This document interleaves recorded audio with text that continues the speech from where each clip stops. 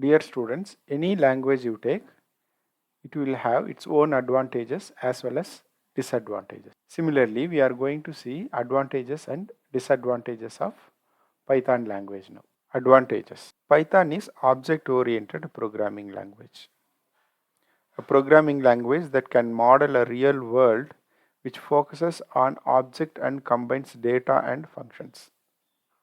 Object-oriented programming models complex things as reproducible, simple structures, easy to use. Hence, it is a high-level language. Don't need to remember system architecture. It is programmer friendly. Learning Python syntax is very easy. It is interpreted language. Interpreted means language which executes line by line. So it becomes very easy for finding the errors. Even it becomes very easy for learner as it checks line by line. The error can be caught by the learner in very easy manner. It is expressive language. Countless constructs are available that help in rather than focusing on syntax. It is productive.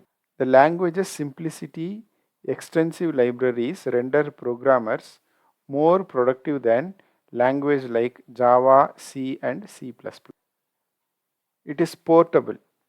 That means once a code is written in any platform, that can be taken to other platform to run or to execute. So we call it as write once, run anywhere. Free and open source. It is freely available. That means you don't need to pay for downloading and installing. And then even the source code is also available. That means you can edit the language according to your convenient, and then you can also redistribute with the own name. It is extensible. That means a Python can be extended to other languages. You can write some of your code in language like C++ or C in Python. Similarly, it is also embeddable. That means it is also possible to put your Python code in your source code of a different language like C++, etc. If you see the usage and applications, Python can be used to web applications, create graphical user interfaces, database applications, system administrations, and scripting. Now let us discuss about disadvantages. Speed. As we already discussed, the program is executed line by line. So it will be taking lot of time if it is very big program. So it is slower than the language which compiles the program fully.